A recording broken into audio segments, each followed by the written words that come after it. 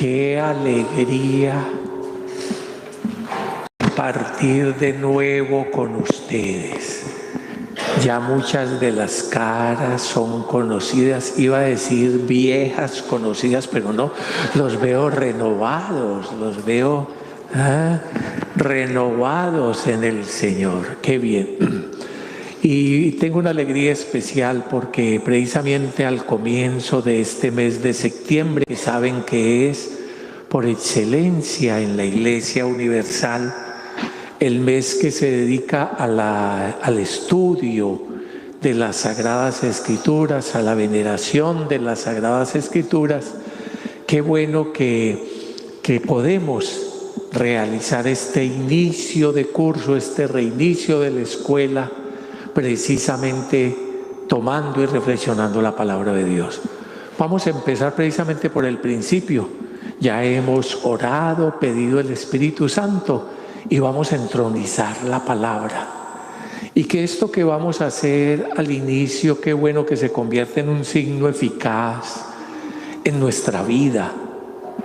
Que lo que esté en el trono, en el centro de nuestras decisiones, entonces sea la palabra del Señor, palabra de Dios con mayúscula, que es Jesucristo, expresada a través de las Sagradas Escrituras. Que en el centro de nuestras casas, en muchas de nuestras casas antiguas de nuestros padres y abuelos, entraba uno y estaba entronizado el Sagrado Corazón de Jesús, o estaba entronizada la palabra. Qué bueno que recobremos un sitio especial en nuestros hogares y en nuestra vida para la presencia del Señor, o bien sea en una de sus imágenes, y qué bueno en la Sagrada Escritura.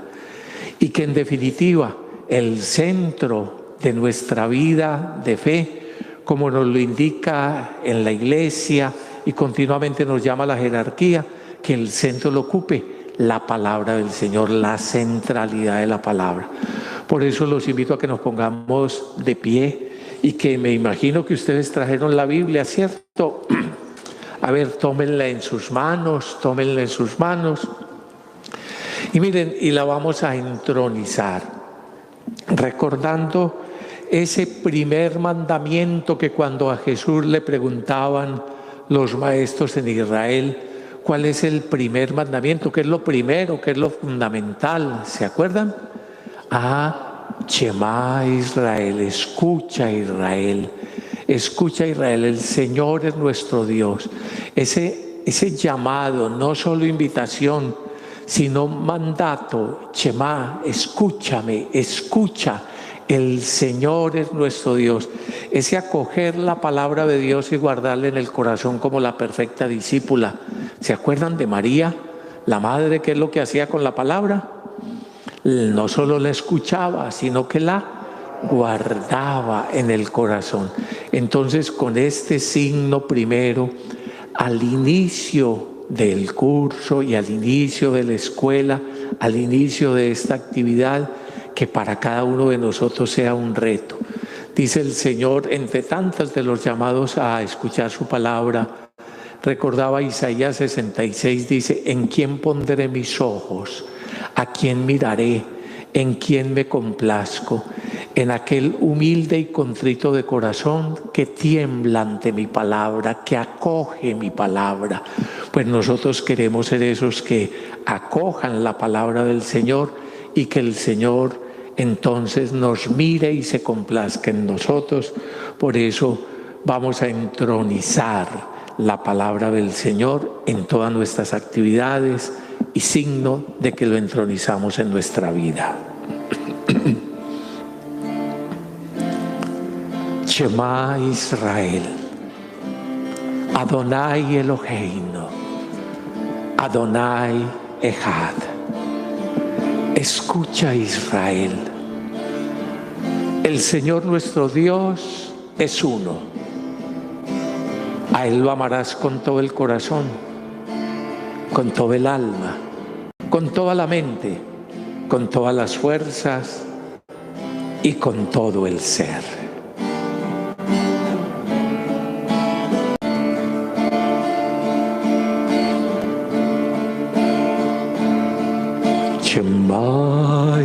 Israel, Adonai Eloheinu, Adonai Echad. Shema Israel, Adonai Eloheinu, Adonai Echad. Shema Israel, Adonai Eloheinu, Adonai Echad. Shema Israel, Adonai Eloheinu, Adonai Echad. Escucha, Israel, el Señor es nuestro Dios, uno es el Señor. Escucha, Israel, el Señor es nuestro Dios, uno es el Señor. Escucha, Israel, el Señor es nuestro Dios, uno es el Señor. Escucha, Israel, el Señor es nuestro Dios, uno es el Señor. María, Madre del Señor, Madre nuestra, perfecta discípula, tú la que sí sabes acoger la palabra del Señor en el corazón y acoger la obra del Espíritu, queremos pedirte pues que ores por nosotros y con nosotros, para que también como tú, ante esa palabra de Dios y la acción del Espíritu, podamos decir y hacer siempre: he aquí la esclava del Señor.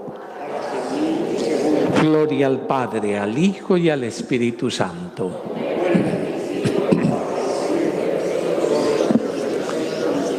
Amén. Muy bien. Bienvenidos pues a esta jornada en torno a la palabra del Señor.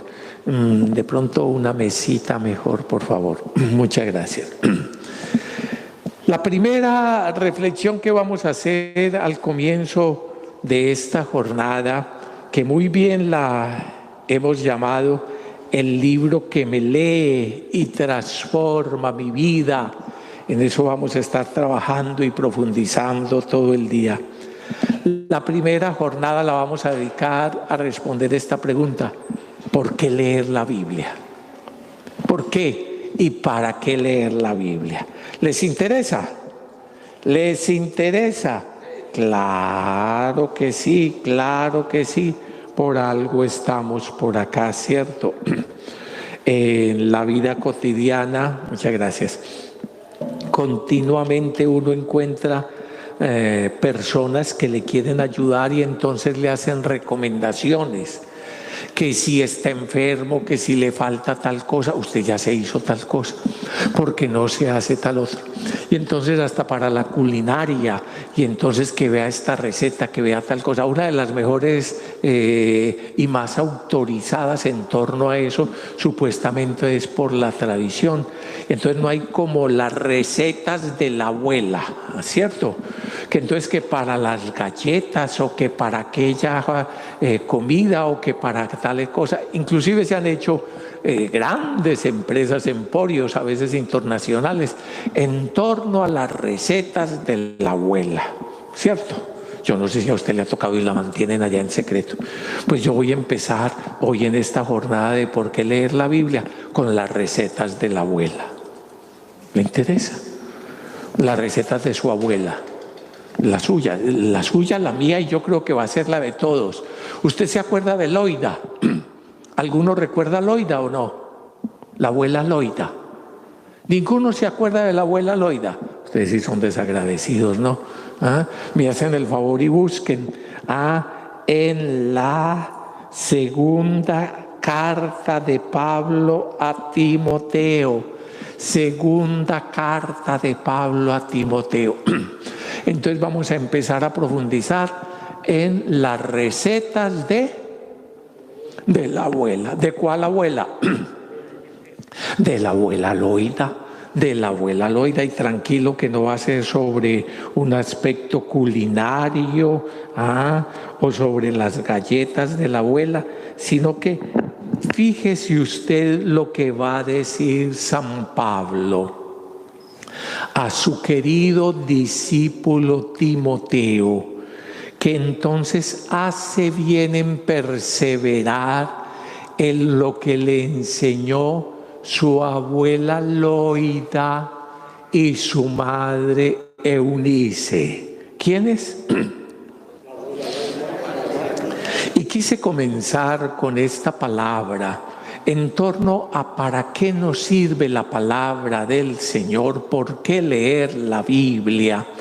Y me voy a quedar la mayor parte de esta enseñanza en esta segunda epístola o segunda carta de Pablo a Timoteo, porque tiene una de las enseñanzas más interesantes y, por cierto, no muy recurridas en la Sagrada Escritura, del valor de la fe en la familia y transmitir la fe en la familia, que nosotros por gracia de Dios lo hemos vivido en nuestra propia familia.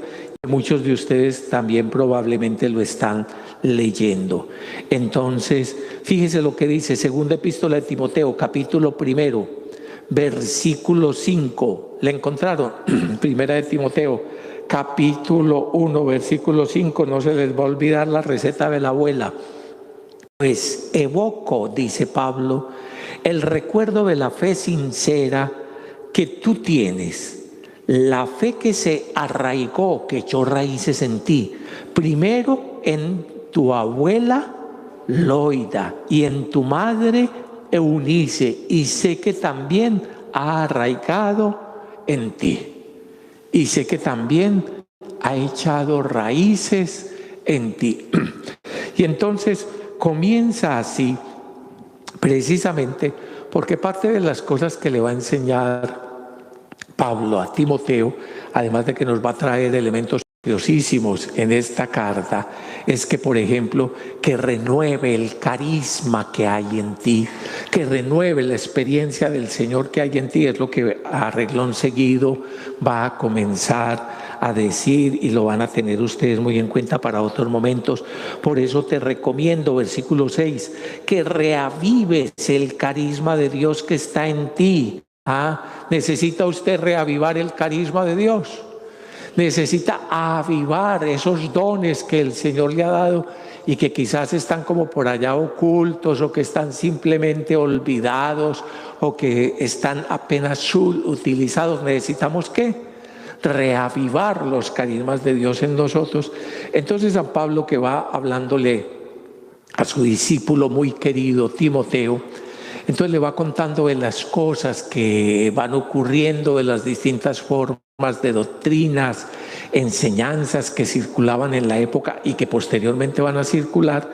Y en medio de ese montón de posibles miradas e interpretaciones sobre la vida, en medio de esas distintas ideas, ideologías que van circulando en el mundo y que van de alguna forma no solo alimentando la manera de pensar, sino que si se quedaran ahí, pues todavía es un mal menor. Pero el problema es que de acuerdo a la manera de pensar va a ser tu manera de vivir. Y en tu manera de pensar y en tu manera de vivir, gracias, y en tu manera de pensar y en tu manera de vivir se va a ir forjando tu manera de ser, y que en definitiva tú terminas siendo como piensas, porque eso que piensas, eso que sientes, eso que haces, eso es lo que eres, eso es lo que eres. Y entonces esas palabras que le está diciendo a Timoteo en medio de un mundo donde circulaban tanto tipo de ideas. Acuérdense que era un mundo donde el paganismo, la idolatría, todo tipo de dioses, que entonces, ¿por qué se llamaba Roma? Porque estaba dedicada a la diosa Roma. ¿Qué? ¿Por qué se llamaba Atenas? Porque estaba dedicada a la diosa Atenea. Y así entonces a cada uno de esos pueblos, a cada una de esas ideas, a cada una de las ideas filosóficas, doctrinas religiosas y demás en medio de la cual vivían, el ser humano se veía antes y ahora como una cierta marioneta llevada hacia allá, llevada hacia acá, que esto es lo que todo el mundo piensa, que esto es lo que hacen los poderosos, que esto es lo que los medios de comunicación de la época difundían, e igual ahora. Entonces, en medio de todo ese mercado de ideas, mercado de religiones, mercado de manera de ser, San Pablo le está diciendo a su discípulo Timoteo, vamos a buscar capítulo 2 de esta, voy a estar en esta segunda epístola a Timoteo, capítulo 3, perdón, segunda de Timoteo capítulo 3, versículo 14. Tú, en cambio, persevera en lo que aprendiste y en lo que creíste, teniendo presente de quiénes lo aprendiste. ¿De quiénes lo aprendió? De su abuela Loida y de su madre Eunice, y además a través de Pablo. Tú, en cambio, persevera en lo que aprendiste y en lo que creíste, teniendo presente de quiénes lo aprendiste, y que desde niño conoces las sagradas escrituras que pueden darte la sabiduría que lleva a la salvación mediante la fe en Cristo Jesús. Toda escritura es inspirada por Dios y útil para enseñar, para argumentar, para corregir, para educar en la justicia. Así el hombre de Dios se encuentra perfecto y preparado para toda obra buena. Este contexto de la enseñanza de Pablo a su querido discípulo Timoteo, lo quise tomar como contexto de esta lección inaugural. ¿De qué? ¿Qué es eso como tan elegante? ¿Ustedes a qué vinieron? ¿A qué fue lo que vinieron? ¿A qué? ¿Ah? No los oigo, díganlo cuando se le caiga por allá una calza de la muela. ¿Una qué? Una lección inaugural. En los grandes sitios de estudio, en los grandes sitios académicos, en las grandes universidades o cuestiones de investigación, se acostumbra cuando se inicia el curso, se invita a alguien especial, aquí no hubo más que a mí, entonces, y se le coloca allí, entonces, a hacer la lección inaugural. ¿Y qué significa eso? Es como el dar el inicio, el dar las puntadas que iluminan las pistas de hacia dónde va la institución, de hacia dónde va el estudio, de hacia dónde va las jornadas que, recogiendo todo lo anterior, entonces van a llevar esta próxima experiencia. ¿Quiénes de ustedes han estado entonces aquí en la escuela, en los cursos de formación que han estado realizando estos años aquí en Madrid, en España? Levanten la mano, levanten la mano. ¡Ah, qué bien! ¡Qué bien! Algunos estarán allá virtualmente y muy seguramente muchos entonces también comenzarán a ir formándose cada vez mejor en la vida.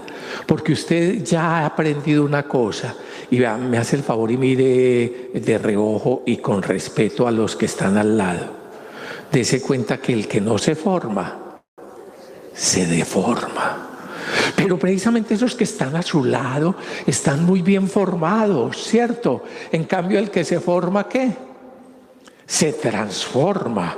Usted ve los muchachos que se dedican a la formación escultural, a la formación de su cuerpo. Uno los ve sus cuerpos trabajados. Y entonces uno los ve así y ve este muchachito, esta muchachita como salió. No, como salió no. ¿Cuántas horas de cuidado, de gimnasio, de cuidar la dieta, de tal cosa?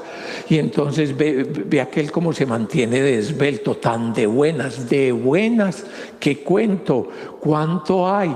Y así es también en todas estas cosas, como le decían a aquel virtuoso pianista, que entonces la gente se acercaba y le decía después de sus grandes conciertos: ¿qué don te ha dado? ¿Qué de buenas has sido? ¿Qué don te ha dado? Don y trabajo de 10 horas diarias durante 25 años de tal cosa y tal otra. Entonces, esto de la vida hay que formarse. Qué bueno que al inicio de esta experiencia, a mí me gustaría inclusive, como en la escuela, allá en la Escuela Bíblica Católica Yeshua en Medellín, yo digo que cuando la gente entra hay que tomarle una foto. Hay que tomarle una foto de cómo llegan y cómo el Señor los va formando y cómo el Espíritu de Dios los va transformando. Sí, casi que lo que hacen para vender los productos de adelgazar y los productos que entonces, vea, así era antes, así es ahora. Haga usted esto y mire cómo va a quedar. Pues muy bueno que usted también se tome la foto ahora que salga de acá, ¿ya? Pero va a ser una formación y una transformación integral. Tranquilo, que no solo se le van a ver los cuadritos y no solo entonces va a crecer esculturalmente, sino imagínese usted espiritualmente, imagínese usted su mente, transformad vuestra manera de pensar. No os acomodéis a la manera de pensar del mundo presente, nos dice. No se acomoden a las maneras de pensar del mundo presente. Descubran cuál es la voluntad de Dios, buena, agradable y perfecta. Transformen su manera de pensar para que se transforme su manera de vivir. Entonces, estamos en esta lección inaugural. ¿A qué hemos venido? A formarnos. ¿Qué es lo que nos da la formación? Transformación en su palabra. Dice el Señor cuando habla con sus discípulos: ustedes ya están limpios por la palabra que han escuchado de mí. Eso es lo que va haciendo la palabra, formar y transformar. Esa técnica del cuadro de primer momento y el cuadro al final, a través del proceso de la escucha transformante de la palabra, el libro que me lee y me transforma, la palabra, es lo que hay en los evangelios, en todo. Usted encuentra a la samaritana en esa primera imagen, cómo llegó y cómo estaba. ¿Cómo llegó, cómo estaba? Dígame, a ver, 2 o 3 características de la foto de la samaritana cuando llegó. ¿Cómo estaba? ¿Cómo? Amargada, sedienta, rencorosa, decepcionada, violenta. Acuérdese que no le cargó agua al Señor, que piensa, que tal cosa, todo un montón de cosas. Marginada, eso de que llegara a pleno sol a ir a cargar agua. ¿A quién se le ocurre ir a cargar agua a esa hora? Hay que cargar agua es temprano en la mañana, cuando el sol no está fuerte, o al caer de la tarde. ¿Por qué no iba a esa hora?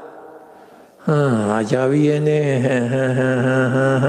¿Oíste que hubo de mi marido? ¿De cuál? ¿Cuál es que es el tuyo? A ver, entonces, esa situación de cómo estaba al principio y cómo termina al final, ¿se acuerda? Y cómo termina al final.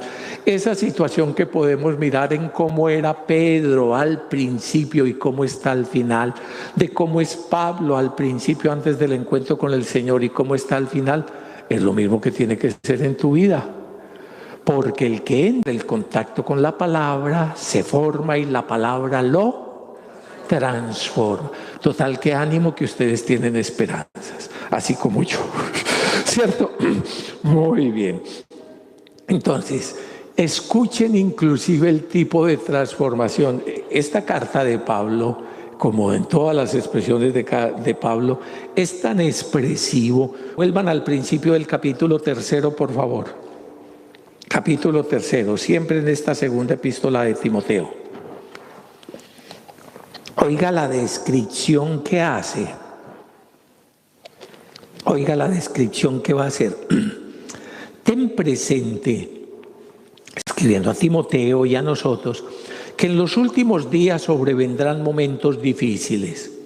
Los hombres serán egoístas, avaros, fanfarrones, soberbios, difamadores, rebeldes a sus padres, ingratos, no religiosos, desnaturalizados, perderán su naturaleza de hombre o mujer, implacables, calumniadores, disolutos, despiadados, enemigos del bien, traidores, temerarios, infatuos, más amantes de los placeres que de Dios, que tendrán la apariencia de falsa piedad, pero desmentirán su eficacia. Guárdate también de ellos. Parece que Pablo había acabado de escuchar los noticieros. Ya, Pablo estaba realmente impresionado. Por allá en mi tierra, cuando yo leo esto, hay una canción de esa disque Mal Hombre. Espero que ustedes no la conocen. Espero que no la conozcan. Si conocen esa disque Mal Hombre, yo no sé qué, yo no sé qué. Y eso comienza una mujer despechada a hablar de tal cosa, tal otra, y termina con una expresión muy interesante. ¿Alguno la recuerda? Rata de dos patas. Pues así termina la descripción. Pues casi que fue lo único que le faltó a San Pablo. Pero efectivamente, después de mirar esa sociedad y después de mirar tantas veces a lo largo del tiempo cómo vamos haciendo los hombres nuestra manera de pensar, nuestra manera de relacionarnos, nuestra manera de vivir, la pérdida de los valores, las situaciones tan extremas a las que nos lleva, entonces se da uno cuenta que cabe en esta descripción y que tantas veces hasta se queda corta, desgraciadamente. Estamos todos los seres humanos, no simplemente en la época de Pablo, no simplemente hoy, sino siempre, ante la necesidad de decidir qué tipo de humanidad somos. O sea, qué tipo de ser humano soy, qué tipo de ser humano construyo con los que amo, mi cónyuge, mis hijos, mi familia. ¿Qué tipo de ser humano construimos en la comunidad? Ser humano es siempre estar abocado a la necesidad de decidir qué tipo de humanidad queremos ser. Cuando en las Sagradas Escrituras se habla de que el Señor Dios, bendito sea, nos creó, de alguna forma habría que decir que no nos creó, sino que nos está creando. ¿Cómo así? Que ante las demás realidades de la creación, el Señor Dios da una orden perentoria, da un mandato, hágase. Dijo Dios, hizo Dios y vio que era bueno. Dijo, ese es el estribillo que acompaña el relato de la creación, expresando la palabra de Dios que realiza lo que proclama. Dijo Dios, hizo Dios y la bondad de lo que ha hecho. Y vio Dios que era bueno. Y así sobre todo lo que existe, sobre todo el universo, sobre todos los seres vivos, sobre todos los vegetales. Pero cuando llegó al ser humano, cuando llegó a crearlo a usted y cuando llegó a crearme a mí, ¿qué fue lo que dijo? Dijo Dios. ¿Qué fue lo que dijo? Hagamos. Hacia los demás es una orden, ya está hecho. De alguna forma sigue la lógica de la mecánica inicial que Dios le ha puesto, el universo, el cosmos. Ahora estamos contemplando a través de ese telescopio maravilloso que entonces como seres humanos hemos colocado allá en medio del universo. Estamos colocando años y años atrás de las explosiones, del nacimiento de estrellas y del terminarse de estrellas, y lo estamos viendo en vivo. ¿Y cómo así que lo estamos viendo en vivo si eso pasó hace 1000 años, 2000 años, 13.000 millones de años? ¿Cómo así que lo estamos viendo en vivo? Pues no les voy a dar una clase de física, pero sí se los explico sencillamente. Mire, los rayos del sol que llegan actualmente a nosotros, ¿hace cuánto salieron del sol? 8 minutos, 8 minutos y pico. ¿Por qué? Porque es realidad material, energía material que va viajando. Lo que pasa es que simplemente uno no se percata, pero salieron hace 8 minutos, inclusive como la voz. La voz tiene que viajar para llegar a ti, solo que como nos vamos acostumbrando al mismo momento, o cuando usted se acuerda de esas catedrales grandes que para eso se hizo el púlpito, donde se hacía los predicadores y tenían que hablar en determinada forma para que las ondas fueran y fueran hasta los últimos y no se agolparan. Pero en una palabra pues sencilla es esto, mire, que entonces a través de ese telescopio están viendo las imágenes de hace millones de años de cómo ocurrieron. Pero no les vine a dar clase de física, sino que miren las imágenes que son impresionantes. Lo que le quiero decir es que cuando el Señor Dios creó todo, simplemente sobre todo el universo dijo e hizo, hágase, y comenzó la existencia y su dinámica, sus leyes, las distintas leyes de toda la realidad que ha creado. Inclusive las formas de vida, la vida vegetativa y la vida animal, de alguna forma lo que están siguiendo es unas leyes mecánicas en su vida vegetativa o en su vida instintiva animal. Pero nosotros, los seres humanos, somos el primer canto libre de la creación. Nosotros los seres humanos somos una invitación siempre abierta de parte de Dios. Cuando el Señor Dios te hizo a ti y me hizo a mí y nos hizo como seres humanos, no dijo, hágase lo humano. Y vio Dios y se hizo y vio Dios que era bueno. No, cuando el Señor Dios nos hace, ¿qué dice? Hagamos. Mi Padre todavía trabaja, dice Jesús. Mi Padre está creando. No fue que el Padre ya creó el ser humano. ¿Qué es lo que está haciendo? El Padre nos está creando. Todavía tiene sus manos metidas en la Adamá. ¿En la qué? Adamá. ¿Qué es eso de la Adamá? Es como se dice en hebreo, arcilla, tierra, barro. Barro. ¿Qué sale de la Adamá? Un Adán. ¿Qué sale del humus? Un humano. ¿Qué sale de la tierra? Un terrícola, un terreno.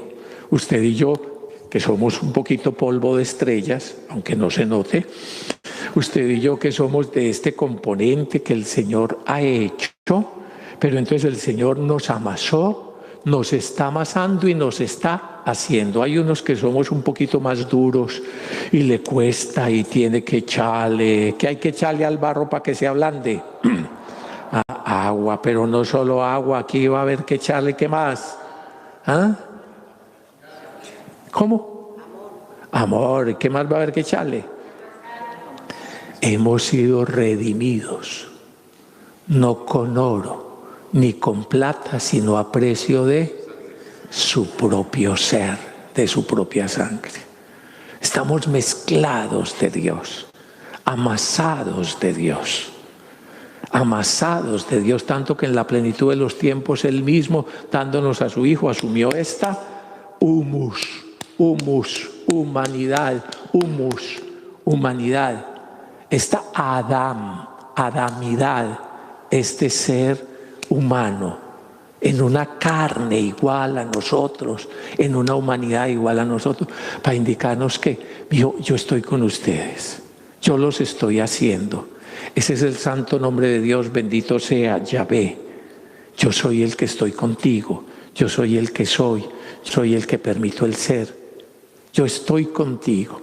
Entonces cuando el Señor Dios, gracias querida, cuando el Señor Dios nos hace, ¿se dieron cuenta de la diferencia con todo lo demás? Dijo Dios, hizo Dios y vio que era bueno. Contigo, conmigo, ¿qué es lo que pasó? Dijo Dios, ¿qué dijo? Hagamos. Es una invitación continua. Él está haciendo y pasa su hacer por mi libertad y por mi respuesta. Tremendo, tremendo. Él está haciéndome y pasa su hacerme por mi libertad y por mi conciencia, por mi capacidad de Shema, escúchame, aceptar esa palabra, aceptar ese llamado, o por darle la espalda. Eso es lo que se narra en los primeros relatos del Génesis, que el Señor Dios piensa esta historia como un jardín de Edén, un jardín de delicias, pero en medio de este jardín de delicias, que todo lo ha hecho bien, en el centro, ¿qué es lo que el Señor pone? Pone en el centro, ¿qué? 1, 2 árboles, 10 árboles, ¿cuántos árboles? ¿Para qué esos árboles? ¿Cuántos 2 árboles pone? 2. ¿Cuáles 2? El de la ciencia o conocimiento sobre el bien y el mal, sobre lo bueno y lo malo. ¿Y cuál otro? El de la vida. El de la vida. Y entonces, depende, si tú pretendes decidir, conocer, experimentar, vivir lo bueno y lo malo de espaldas al proyecto del que es la vida y que nos ha dado la vida, el árbol de la vida se aleja. Te alejas del árbol de la vida. Te alejas del árbol de la vida, ya no vas a tener vida. Pues claro que no vas a tener vida. Si te alejas del que es la vida y el que da la vida, obvio, te mueres. Te mueres. Pero si aprendes a escuchar al que es la vida, al que te dio la vida, esto que tendría que ser lo primero que el ser humano aprenda. Hombre, no me hice a mí mismo. No empecé a hacer cuando yo quise, no decidí cuándo nacer, no decidí ni siquiera qué ser, yo no decidí ser esto, yo no decidí tener 2 manos, algunos hasta necesitarían otras 2, ¿ya? A mí me hubiera interesado eso de tener alas, y sobre todo en estas congestiones, y mínimo para que lo ventilen a uno, ¿cierto? Esto de tener 2 ojos es muy interesante, pero a mí me hubiera gustado tener otros 2 por aquí atrás, no vaya a ser que me sorprenda a nadie, es cierto. Y algunas otras cosas. Yo no decidí qué ser, cómo ser, no decidí mis papás, no decidí dónde nacer, no decidí mi raza. No. Cuando me di cuenta de mí, ya estaba en medio de la vida y era Juchi, hágale, camine, hágale. Y entonces esta realidad de experimentarnos creados, el mínimo acto de sensatez sería colocarnos ante el misterio del absolutamente otro y decirle, ¿y entonces qué? ¿Cómo de qué se trata esto? ¿Para dónde vamos? ¿Qué estás pensando? ¿Qué quieres de mí? ¿Verdad? Como el mínimo acto de sensatez es colocarnos ante el misterio de Dios y preguntarle sobre nuestro ser. Y nos vamos a descubrir en una maravilla. hagamos al ser humano a imagen y semejanza nuestra. Imagen y semejanza de Dios. Que conociéramos nuestra dignidad. Que conociéramos esto de que Dios nos ha dado y cómo nos ha dado. Y por cierto, sin, perdóneme la expresión, culpa ni méritos nuestros. Una vaca tiene la culpa de ser vaca. Tranquilo, tranquila que usted tampoco escogió ser humano y somos así. ¡Qué maravilla! Una maravilla para darle gloria a Dios. Yo acostumbro decirle a la gente para consolarlo, me hace el favor y también usted ayúdeme en esa campaña en la que estoy, dígale a su vecino, dígale a su vecina ya, con ternura, con cariño, dígale, pero entonces estoy solo, dígale, tranquilo, ánimo, usted no es culpable de la cara que tiene.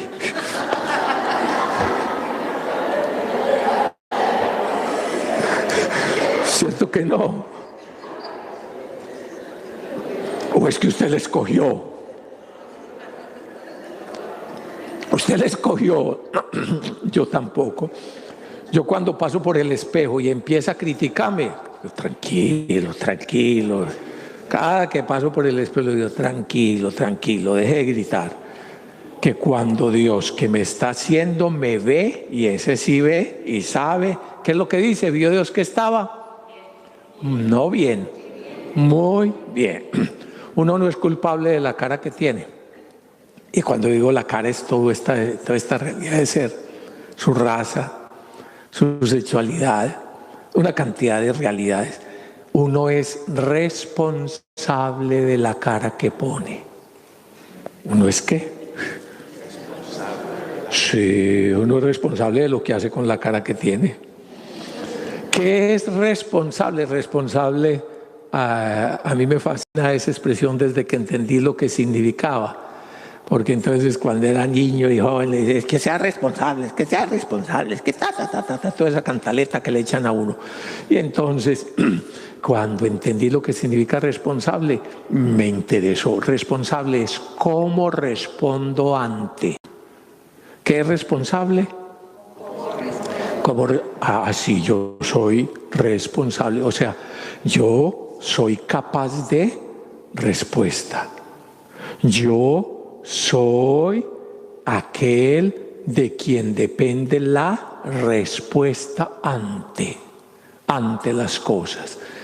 Y entonces, volviendo a esta parte, entonces estábamos diciendo, el ser humano es un llamado a construirse en la comunión con Dios, es un llamado a construirse en la Shema, escucha del Señor, es un llamado a construirse en ese vocación o llamado de Dios a vivir en plenitud, a ser imagen y semejanza de Él, a hacer y vivir esta creación como jardín de Edén, pero desgraciadamente también yo puedo decidir dar la espalda, yo puedo decidir mis propias maneras de crear, yo puedo pretender colocarme en el trono de Dios, donde está por acá la silla especial. Entonces uno puede decidir cómo colocarse en la silla desde la cual decide y pontifica. Y no, a mí me parece bueno es esto y malo.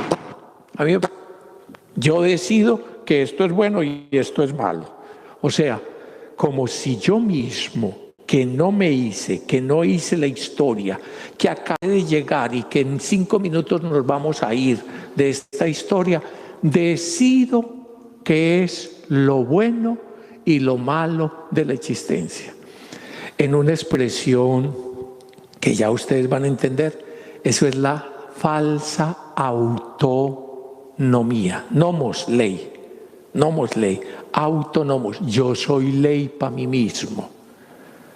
Es el tipo de humanidad que hemos estado construyendo. Yo decido lo que es bueno y lo que es malo.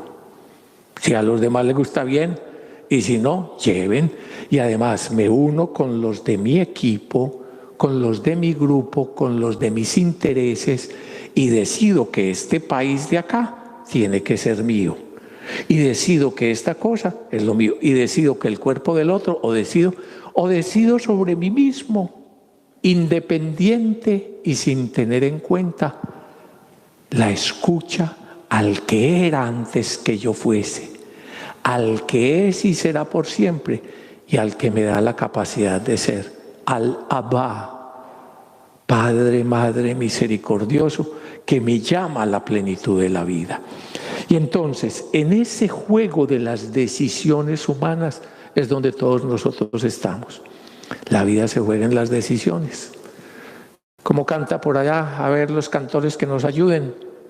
Decisiones cada día, unos ganan. ¿Cómo es? En todo caso, Ave María.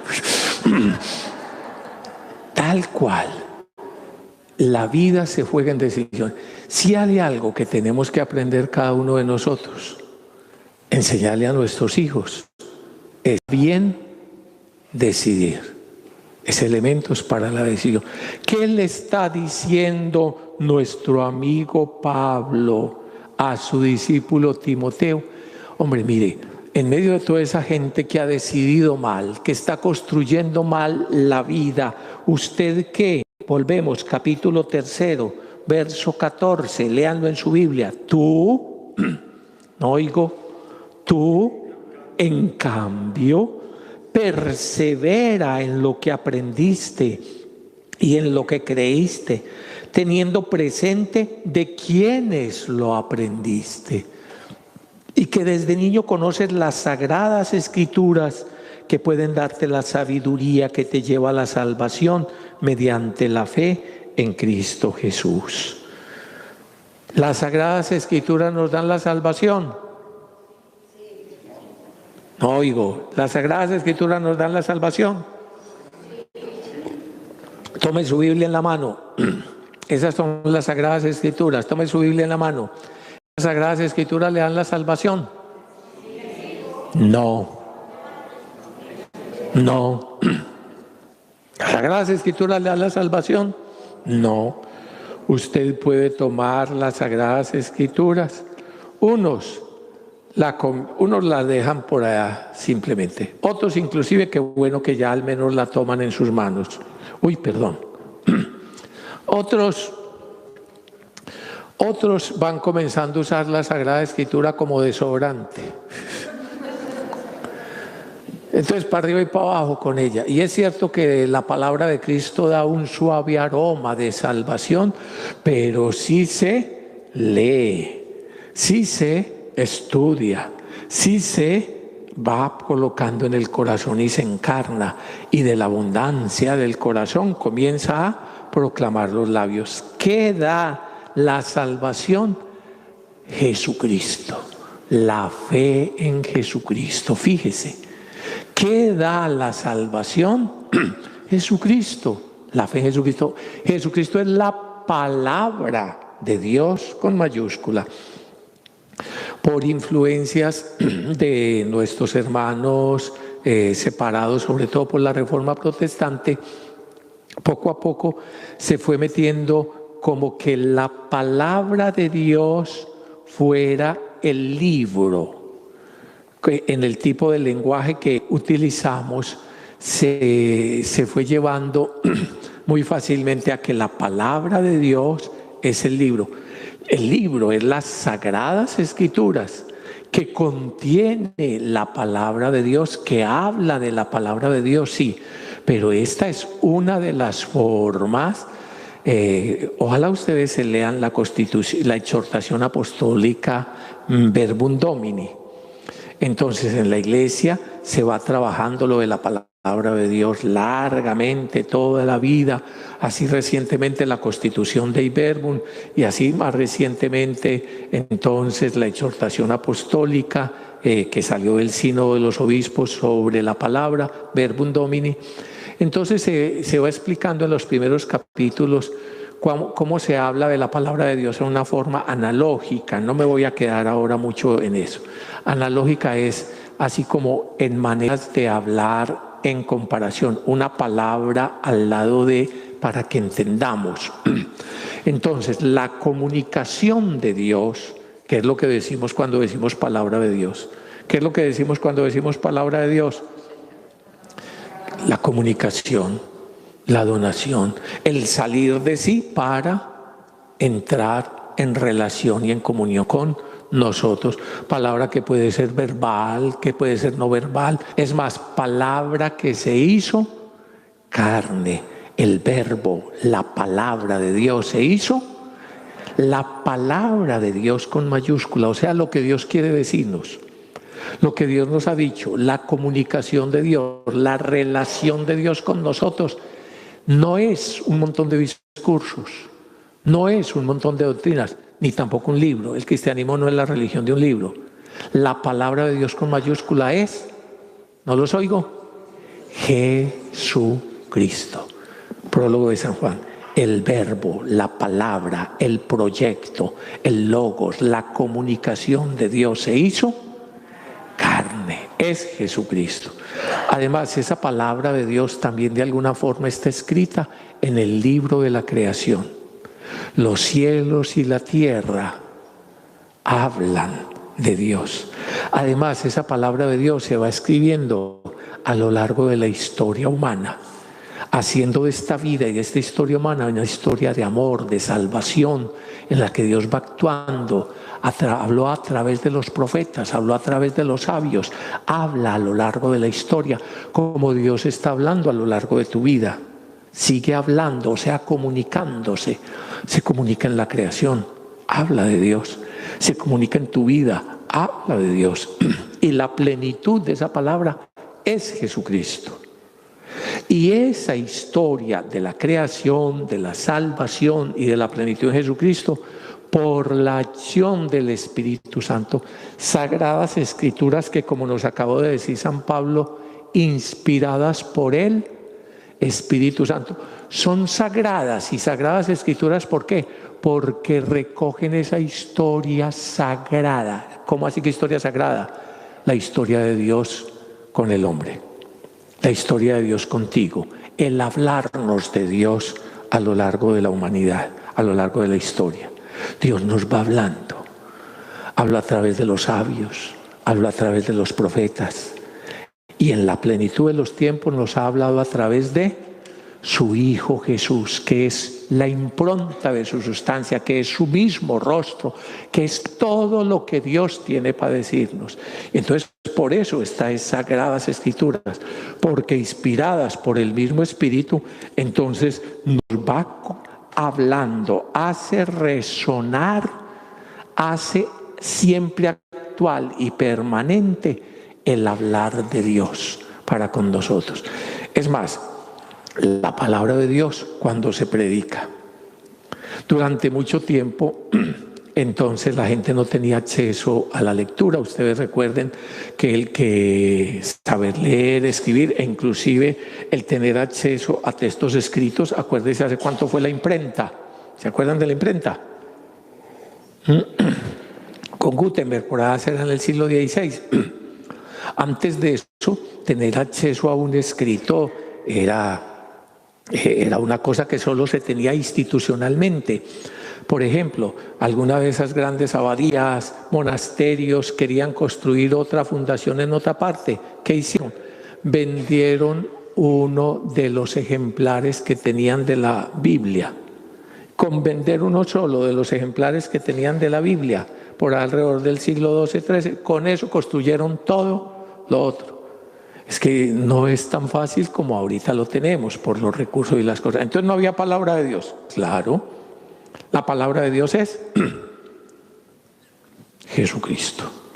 La palabra de Dios resuena en el libro de la creación. La palabra de Dios se va proclamando en la vida, la historia. O sea, Dios va hablando, Dios va actuando en la... Y sobre todo la palabra de Dios es... Sobre todo, plenamente la palabra de Dios es ¿quién? Una persona, Jesucristo. Y resuena por la acción del Espíritu Santo en el texto o sagradas escrituras, textos sagrados inspirados por el Espíritu de Dios en el texto sagrado. Por eso lo escuchamos, lo veneramos, lo estudiamos. Escudriñen las Escrituras. ¿Por qué? ¿Por qué? ¿Qué dice Jesús? Escudriñen las Escrituras. ¿Por qué? Porque ellas hablan de mí. ¿Por qué hay que escudriñar las Escrituras? ¿Por qué hay que conocer las Escrituras? Porque ellas hablan de Jesús, la palabra, porque ellas nos llevan a Jesús. Bien decía San Jerónimo, que como ustedes recuerdan, precisamente el patrono de los estudiosos de la Sagrada Escritura, y que celebramos su fiesta el 30 de septiembre, y que por eso este septiembre es el mes entonces que en la Biblia, que en la Iglesia Universal se dedica al estudio de las Sagradas Escrituras. Entonces, decía San Jerónimo que por eso desconocer las Escrituras es desconocer a Cristo. Y agregaba el Papa Benedicto XVI, y autonegarnos a proclamarlo. Si uno no conoce a Jesucristo, ¿qué va a decir de Él? Entonces, esas Sagradas Escrituras nos permiten conocer a Jesucristo. Y aprovecho, las Sagradas Escrituras, escudriñen las Escrituras porque hablan ¿de quién? De mí, mí con mayúscula, Él, mí con minúscula, usted y yo. ¿Cuál es el problema de no conocer la Escritura? Que uno no aprende a leerse a sí mismo, que uno no aprende a conocer su vida. El lema de este encuentro hoy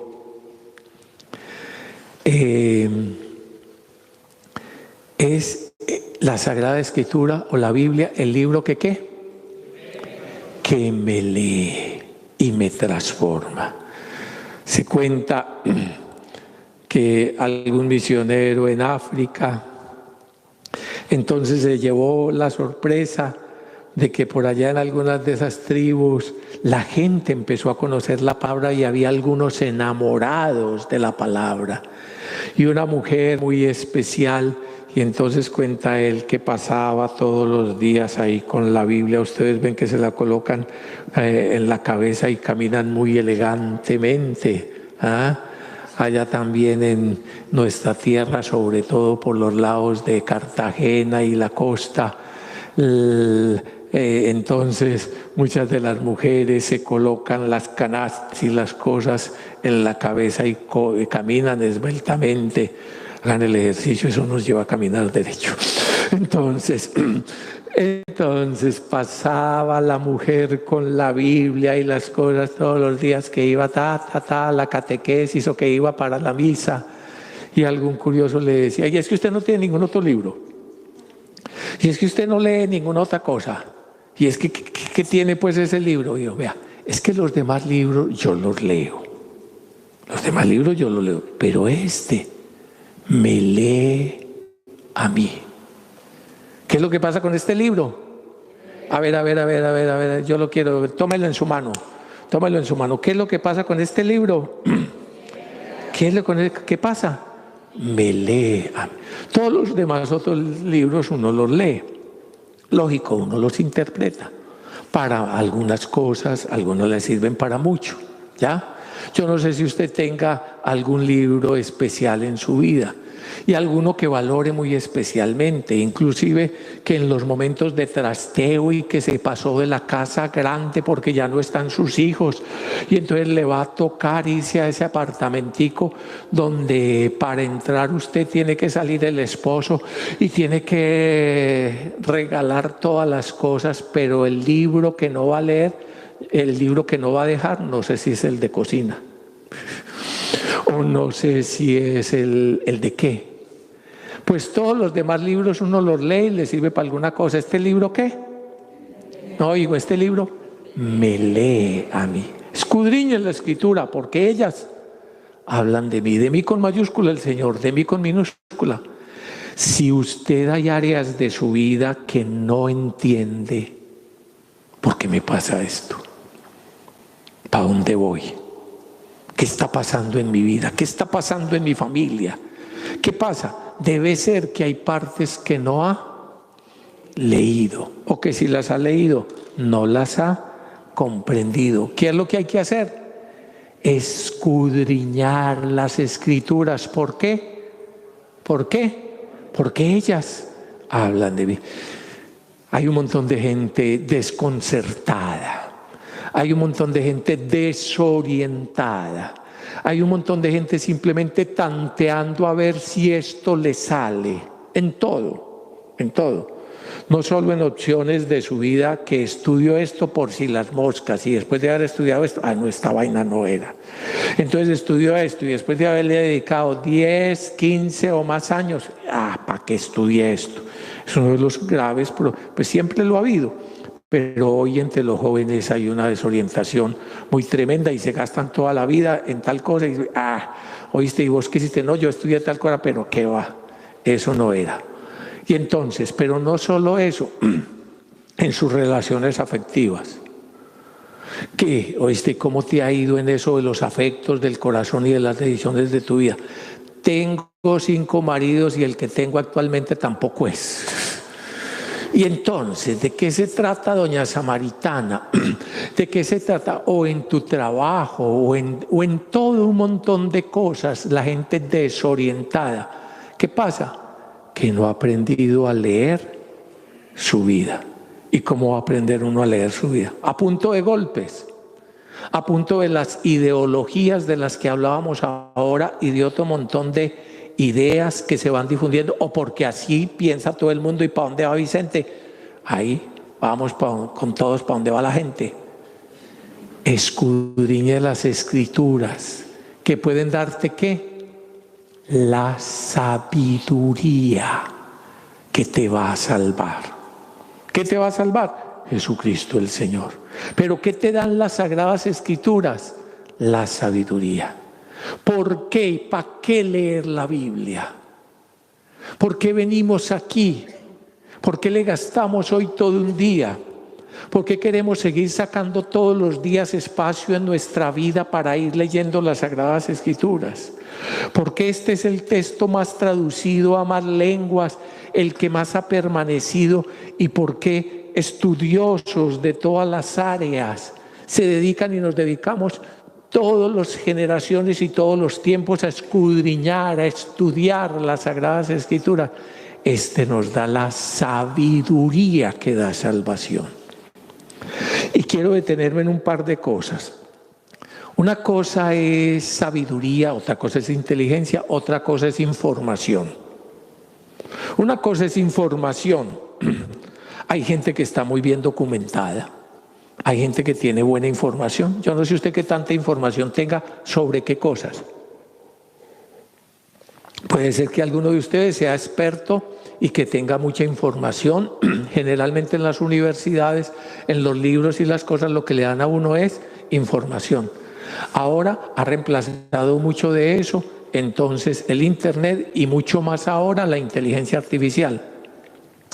Entonces muchas de las cosas en las que nos gastamos y en la manera de educarnos, entonces ahora ha quedado simplemente reemplazado. No, es que eso no, pregúntele a Google o pregúntele a la IA, a la inteligencia artificial, y entonces esa tiene quizás mejor información que la suya, a no ser que usted sea experto en determinada área y si se percate, esto no es cierto, tiene esta imprecisión, esto tal cosa y tal otra, aquí hay que corregir. Y eso se llama ¿cómo? Información. Por ejemplo, usted se ve que se destaca porque tiene información ¿en qué? Dígale a su vecino. ¿Se sabe al menos su número telefónico? ¿De qué tiene información? Cuénteme a ver, de los chismes del barrio. ¿De qué tiene información? ¿De culinaria? Sí, es un arte, un oficio. ¿De qué tiene información? De mecánica. ¿Usted es ingenioso o ingeniero en qué? ¿En agronomía o en contaduría? ¿O es ingenioso para qué? No, dicho usted como para qué sirve. Cuente a ver usted en qué está informado. Cuénteme a ver, cuente. Pues muchas de esas cosas que llenan nuestro cerebro y nuestra práctica diaria está llena de información. Qué bueno. Otra cosa es inteligencia. Me hace el favor y ponga su cara de inteligencia. Y mire a su vecino, mire a su vecino. Entonces, ¿qué es la inteligencia? La inteligencia es la capacidad de resolver problemas. ¿Qué es la inteligencia? Capacidad de resolver problemas o situaciones. Entonces, por ejemplo, habrá quien tenga inteligencia musical, ¿ya? Habrá quien tenga inteligencia práctica, habrá quien tenga inteligencia inclusive artística o inteligencia que para las matemáticas o que para la física o que para un montón de cosas o inclusive hasta emocional. O sea, ¿usted es capaz de qué? De resolver los problemas de tal cosa. ¿A algunos de ustedes le falta inteligencia? ¿Se nota? Pídala. A todos nos falta inteligencia, pues es más, dígame qué problemas tiene. Sí, eso se sabía. Y si usted está metido en ese tipo de problemas, ¿es por qué? Que no ha sido capaz de solucionarlos, de resolverlos. En otro montón de áreas a usted se le hace muy fácil. Para otro montón de personas es un mundo y es un rollo y no saben salir de ahí. Por ejemplo, inteligencia financiera, inteligencia económica y financiera. Hay quienes entonces tienen la capacidad de solventar las cuestiones económica y financiera y tienen esa inteligencia capaz de... Hay otros que no dan pie con bola. En cuanta tumbada salga, ahí se anotan.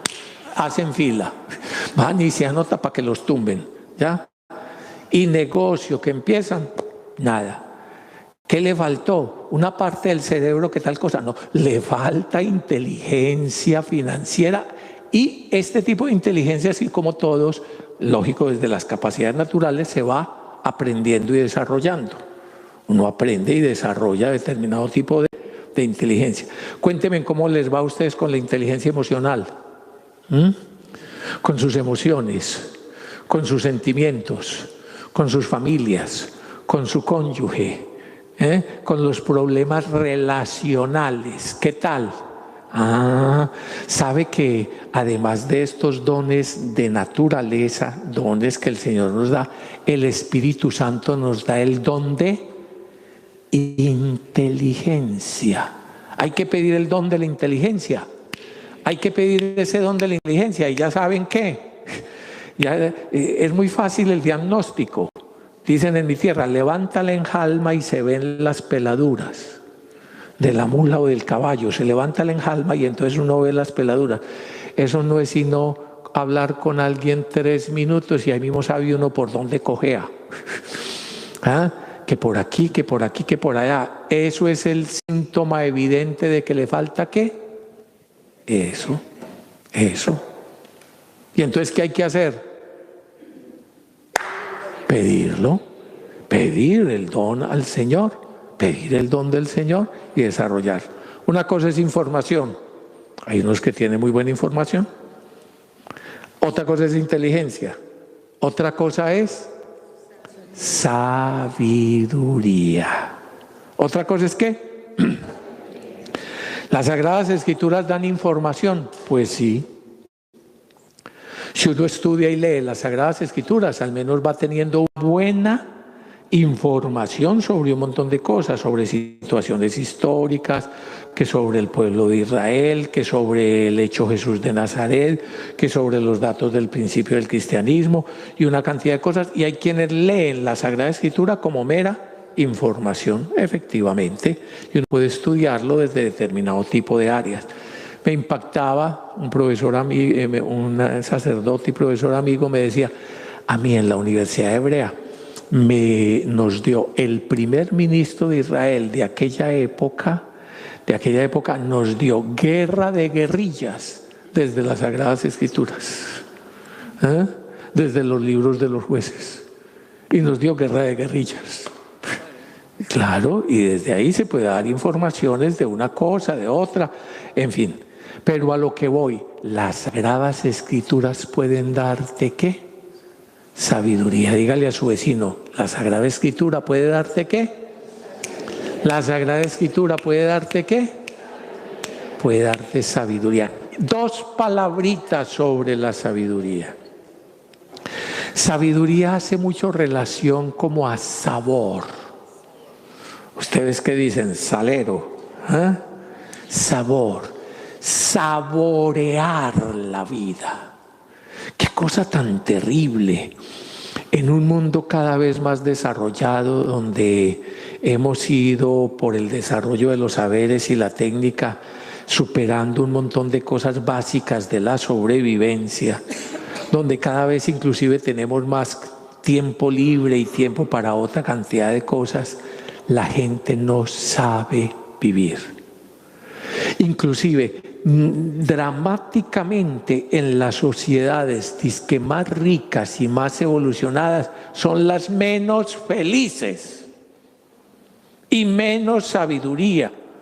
Pero ¿cómo así que somos ricos y cómo así que sí tienen mucha información, sí tienen muchos saberes, sí tienen mucho desarrollo técnico, sí tienen quizás inclusive inteligencia en cuestiones financieras y muchas en cuestiones de la administración de la cosa social y de la cosa pública y económica? Qué bueno. Y sus hijos se suicidan porque ¿para qué vivir? Y sus hijos buscando a ver en qué sobredosis o en qué entretenimiento o en qué cosa acaban una vida que no tiene sentido. ¿Qué les falta? Sabiduría, sabiduría, saber vivir, sabor de la existencia. Saber vivir desde Dios, saborear la existencia desde Dios. Si usted muchas veces, y entonces es el drama, ¿y cuál es tu problema? ¿Lo económico? No, en lo económico estoy muy bien, fácilmente ni en esta vida ni en 3 vidas alcanzo a gastarme lo que tengo. Y entonces a nivel profesional o a nivel de formación, no, que tiene esto, que tiene este estudio, que tiene tal cosa, y a nivel de y entonces, ¿qué? ¿Para qué vivir?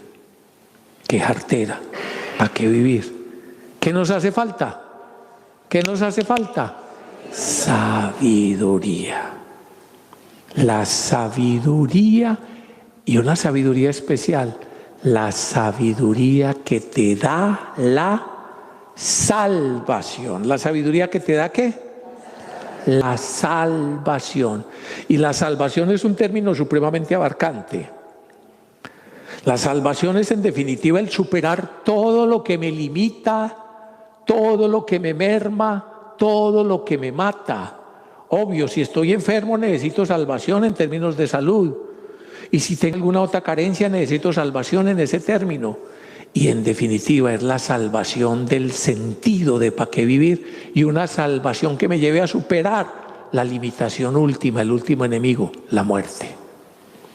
Una salvación que me lleve a superar el último enemigo, la muerte. ¿Y cómo voy a llegar yo a eso? Las Sagradas Escrituras, ¿qué es lo que te van a dar? Sabiduría. ¿Que te lleva a qué? Las Sagradas Escrituras salvan. No. ¿Las Sagradas Escrituras salvan? No. Y ahí pudiera agregar 1000 cosas. Y las Sagradas Escrituras no salvan ni los ritos, no salvan ni las doctrinas, no salvan los santos, no salva la plata, no salva nada distinto a Jesucristo, que por eso se llama Salvador. Su nombre es Yeshua, Yahvé salvando. Dios salvando. ¿Quién salva? Pues el Salvador. Un bobo lo comprende. ¿Y quién es el Salvador? Dios salvando. Dios salvando. Dios salvando lo otro. La plata es para otras cosas. La madera es para otras cosas. La inteligencia es para otras cosas. Los afectos son para otras cosas. 1000 cosas son para otras cosas. Pero ¿quién es el que salva? Pues el Salvador. ¿Cuál es el nombre del Salvador? Dios salva. En hebreo, Yeshua. En nuestro español, Jesús. Jesús, Yeshua. ¿Cómo conocemos de Jesús para experimentarlo? Las Sagradas Escrituras te dan la sabiduría que te lleva a la salvación. Bueno, muchachos, yo los invito a que nos pongamos de pies. Necesito que se aireen, que vayan oxigenando la neurona que trajeron, que después de hablar de las recetas de la abuela, ¿de quién? ¿De cuál abuela? Loida. Y de recordar a la mamá de quién? De Timoteo, ¿cómo era que llamaba? Eunice. ¿Y por qué lo recordamos? Porque es bueno que perseveres en lo que aprendiste, teniendo presente de quiénes lo aprendiste, y que las Sagradas Escrituras, que son inspiradas por Dios, pueden darte ¿qué? ¿Qué es lo que pueden darte? ¿La qué? Sabiduría, que te lleva a la salvación mediante la fe en Jesús, que es el Mesías. Y aquí pudiera quedarme mucho otro rato, pero por ahora no podéis con todo. Esas Sagradas Escrituras son útiles para argumentar. ¿Desde dónde argumentas tú? ¿Desde dónde argumenta el mundo? ¿Desde qué intereses argumenta este partido? ¿Desde qué intereses argumenta esta ideología? Las Sagradas Escrituras son útiles para argumentar desde Dios, para enseñar. ¿Desde dónde enseñas tú como padre? ¿Desde dónde pretendes enseñarle a tu hermano? ¿Desde dónde recibes enseñanza y eres capaz de ser autocrítico? ¿Desde la palabra de Dios? Las Sagradas Escrituras son útiles para argumentar. ¿Desde dónde le argumentas a tus hijos en cualquier cosa? Es que la hija no llegó ayer. ¿Dónde quedó? ¿Con quién se quedó? Llegó en tal desfache. Es que el hijo tal cosa. Es que está pasando tal cosa. Es que el esposo está en tal situación. Es que el esposo está en tal situación. ¿Desde dónde argumento? Desde mis intereses heridos. Desde mi soberbia. ¿Desde qué ideología? ¿Desde dónde? Será desde el Señor. ¿Y cómo si no conozco ni siquiera la manera de argumentar de Él? Pues las Sagradas Escrituras te van a dar la capacidad de argumentar, de corregir, de enseñar. Así el hombre y la mujer de Dios se encontrarán listos y preparados para toda obra buena. De las cosas que a mí me impactan es la incapacidad de los hombres y mujeres buenos. No sirven para nada. Qué cosa tan horrible. La gran mayoría de los supuestos hombres y mujeres piadosos y religiosos no sirven para nada. El mundo está en manos de ideologías, intereses, tribus, otro montón de tonterías. Y los buenos, ay, no sirven para nada. Muestren lo que están haciendo. Se conocen por las obras, se conocen por los frutos. La gloria de mi Padre está en que sean discípulos, den fruto, fruto abundante, fruto que permanezca, fruto que transforme esta humanidad. ¿Y por qué?